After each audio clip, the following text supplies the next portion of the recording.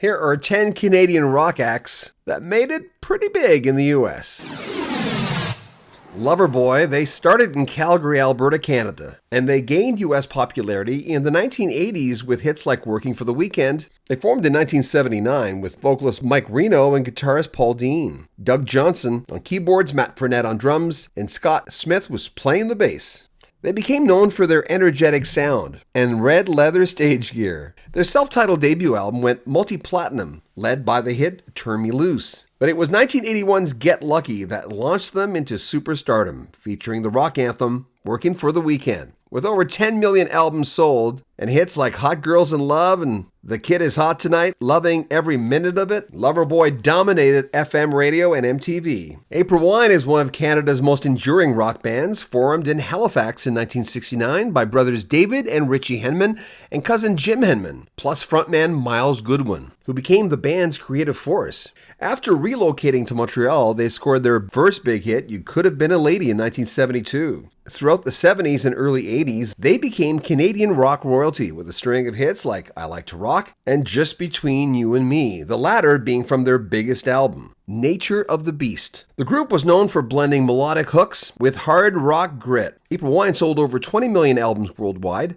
and earned a place in the Canadian Music Hall of Fame. Neil Young. Young's extensive career includes solo work and collaborations with so many different acts. He's a legendary Canadian singer-songwriter who came from Winnipeg. Revered for his raw, emotional songwriting and fiercely independent spirit, rising to fame originally with Buffalo Springfield and later as a part of Crosby, Stills, Nash & Young, he carved out a solo path with iconic albums like Harvest, After the Gold Rush, and Tonight's the Night. Equally at home with acoustic ballads and blistering electric guitar, Young became known as the godfather of grunge and a relentless activist. With a career spanning decades, Neil Young remains one of rock's most uncompromising and influential voices. Saga, a Canadian progressive rock band formed in 1977 in Oakville, Ontario, by bassist keyboardist Jim Crichton and vocalist Michael Sadler. Known for their complex arrangements and synthesizer-driven sound, they gained international acclaim with albums like Worlds Apart in 1981, featuring the hit On the Loose, and Heads or Tails in '83, which included The Flyer. Saga was notably the first Canadian rock band to perform behind the Iron Curtain, playing in Budapest in 1982. Despite lineup changes over the years, including Sadler's departure and return, the band has maintained a dedicated fan base, especially in Europe, and continues to tour and release new music. Alanis Morissette. Born in Ottawa, Ontario, Morissette's 1995 album Jagged Little Pill garnered massive acclaim in the US, featuring hits like You Oughta Know and Ironic. Jagged Little Pill blended confessional lyrics, raw emotion, and an alt-rock power. She redefined female rage and vulnerability with hits like Hand in My Pocket. The album sold over 33 million copies worldwide, making her a global icon almost overnight. From teen pop beginnings to Grammy-winning rock queen, Alanis Morissette became a voice of a generation. Bare Naked Ladies. This Toronto-based band achieved U.S. success with their 1998 single, 1 Week,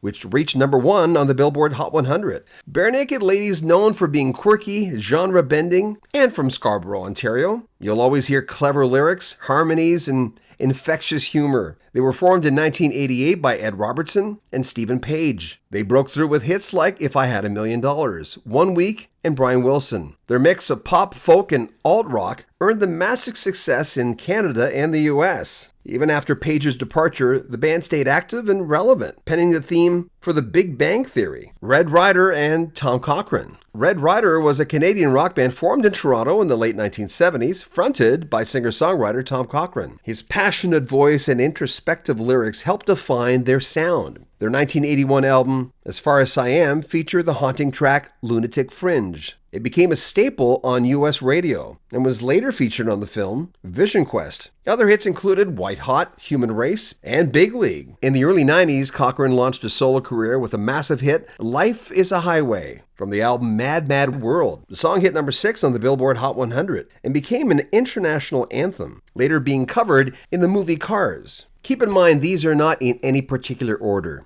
The Guess Who Formed in Winnipeg, Manitoba, they gained international fame with hits like American Woman, which topped the charts in both Canada and the US. But guess who were a groundbreaking Canadian rock band, whose other hits include These Eyes, No Time, No Sugar Tonight, Clap for the Wolfman. They were fronted by Burton Cummings, and originally also led by Randy Bachman, who went on to form Bachman Turner Overdrive. They became the first Canadian band to top the US charts, blending soulful vocals, hard rock, and their unbelievable hooks. Nickelback, a Canadian rock band from Hanna, Alberta, that rose to global fame in the early 2000s with hits like How You Remind Me, Photograph, and Rockstar. Led by the gravel voice frontman Chad Kroeger, their blend of post-grunge and arena rock made them one of the best-selling rock bands of the 21st century, despite being very polarizing to fans and critics alike. As we all know, they're known as a band that people love to hate. Still, Nickelback became a cultural phenomenon, turning radio-friendly angst into multi-platinum success. Rush, a legendary Canadian rock trio known for their musical virtuosity, complex compositions, and thought-provoking lyrics. Formed in Toronto in 1968, their classic lineup solidified in 74 with bassist vocalist Geddy Lee,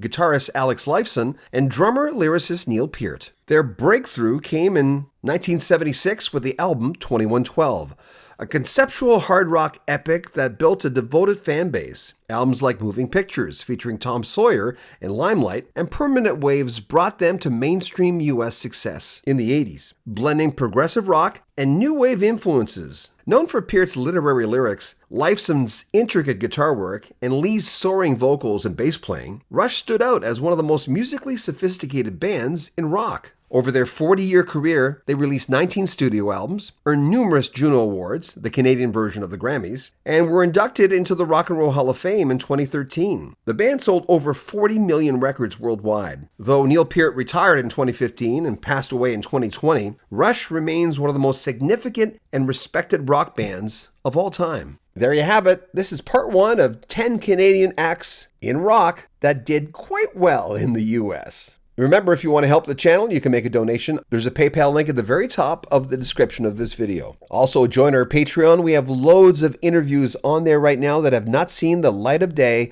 on YouTube. You'll get early access for $6 and change. And check out our swag store for t-shirts and caps and jackets. Subscribe to our channel, share our videos, comment on them, and like them. I'm John Bowden.